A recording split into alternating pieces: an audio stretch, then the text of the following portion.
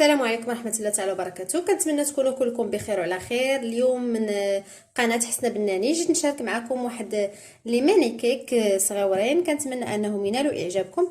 صراحه ما كنتش ناويه نصور هذا الفيديو، ولكن حتى بديت كنخدم وقلت علاش لا ما نشاركهاش معكم. كما كتشوفوا فانا درت هنا جوج ديال البيضات، واحد القريصه ديال الملحه، وفي الاول كنت غنديرهم بنكهه ديال الليمون. كما كتشوفوا راه انا درت لازست ديال الليمون، ولكن في الاخير بدلت رايي وما بقيتش غنديرهم بنكهه الليمون، وليت غنديرهم غير بالحليب.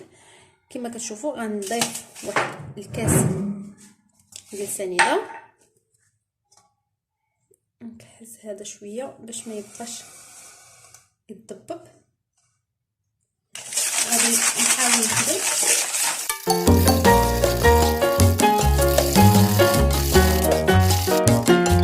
كما كتشوفوا. انا راه ما وجدت لا مقادير لا حتى حاجه، غندير معكم كل شيء. ها هو كاس ديال الزيت ديال العنبه ما عمرش مزيان.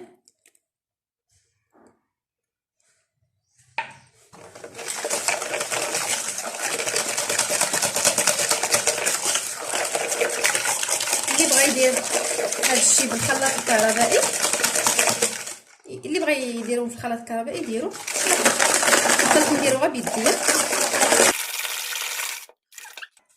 غنضيف دابا ديك الكاس ديال الحليب. هاد الكاس ديال الحليب هو راه عامر شويه، انا ضفت فيه النكهه ديال السيرو ديال اللوز.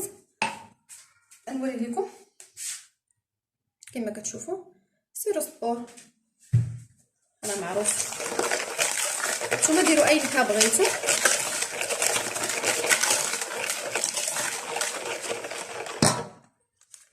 نوجد الخماره حدايا.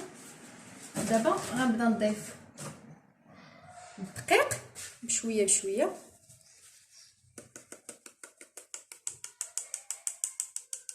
الدقيق ما نقدرش نقول لكم، حيت على حسب الدقيق وعلى حسب الحجم ديال البيض. انا ما عبرتش دابا لانني مزروبه. المهم نتوما الدقيق اللي غيجمع لكم الخليط. غنستمروا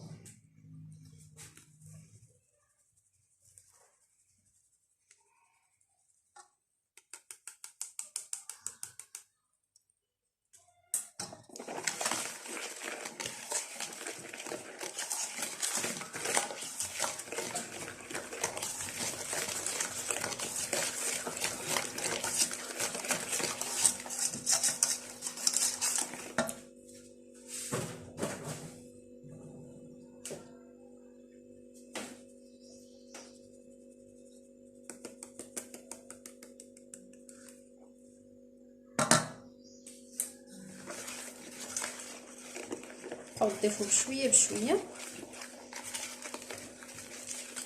حتى توصلوا للقوام المطلوب.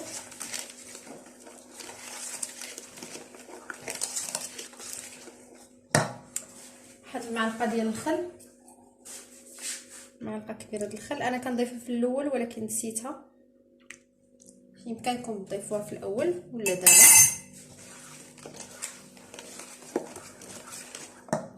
نقطروا ديك الكاس ديال الزيت تحت شعار حتى حاجه ما تضيع.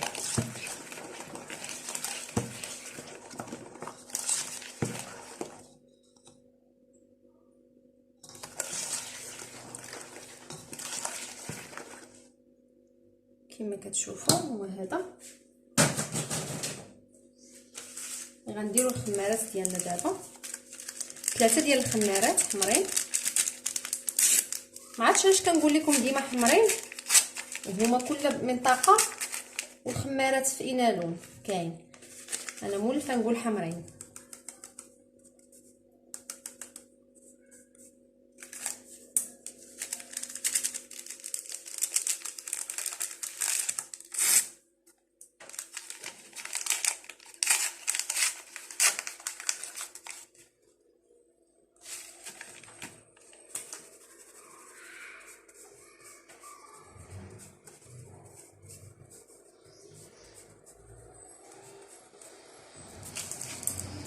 نزيدو 3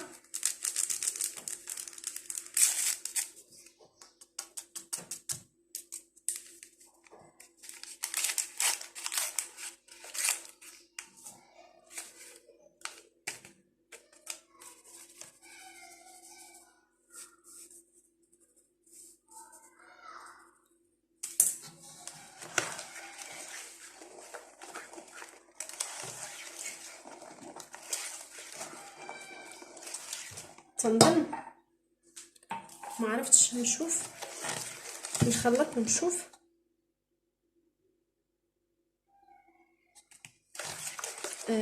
تقلت العجينه شويه، تقلت الخليط شويه. غنزيد جغيمه الحليب، ماشي بزاف، شفتوا غير جغيمه.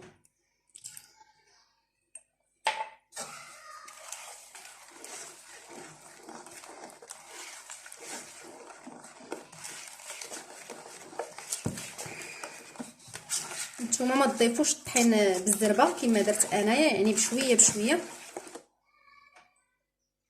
شفتوا الخليط بحال هكا خصو يكون.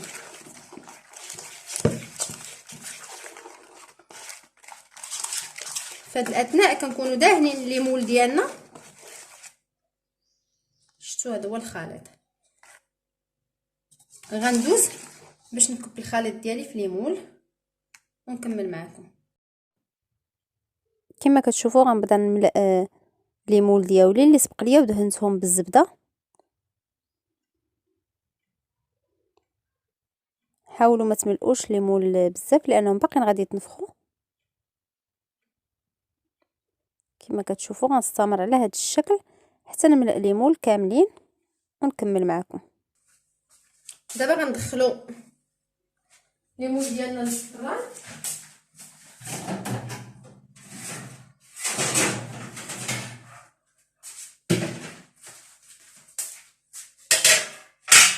نستفهم في اللاطه ديال الفرن. غندخلهم للفران وغنديرهم بدرجه حراره 180 وغادي نرجع باش نوريكم من بعد. كما كتشوفوا هذا هو الشكل النهائي ديال لي كيك ديالنا. كنتمنى انهم يكونوا نالوا اعجابكم.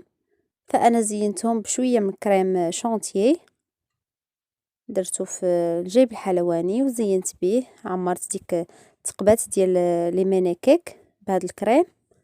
ولكم الاختيار في طريقه التزيين، في امكانكم تملؤوهم بكريمه من اي نوع. هادو ديك 3 ديال الكيكات الصغيورين على شكل فراشات اللي صاوبتهم للبنيات. كيبغيو الدراري الصغار كيبغيو هاد الكريم شونتيي بزاف وكيبغيو هاد الاشكال.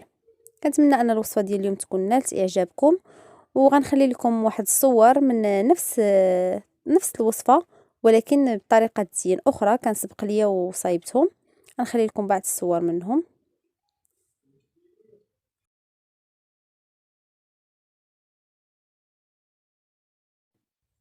هادو درتهم على شكل مادلينات صغار وزينتهم بالكريم شونتيي والفيرميسيل ملون.